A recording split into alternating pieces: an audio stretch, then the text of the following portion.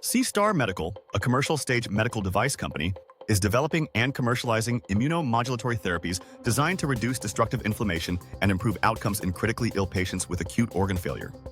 A recent publication in Pediatric Nephrology reports real-world outcomes from 21 critically ill pediatric patients with sepsis-associated acute kidney injury treated with QUELIMMUNE. Survival rates were 76% at days 28 and 60, and 71% at day 90, compared with historical rates of roughly 50% in similar patients requiring CRRT. Among survivors without pre-existing dialysis dependence, 75% were dialysis-free at day 28 and 83% at day 90. Across all treated patients, including those on ECMO and with significant comorbidities, there were no device-related adverse events, no device-related bloodstream infections, and no evidence of immunosuppression.